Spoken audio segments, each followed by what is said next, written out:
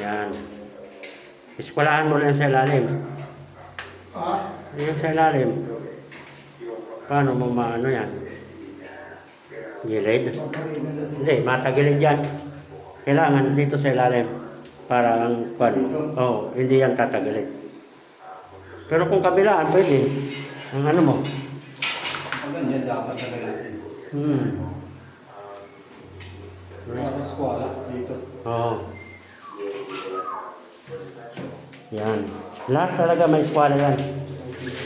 Baliktaran. Kala ko yung board. Ha? Yung board ba? Sayang boy.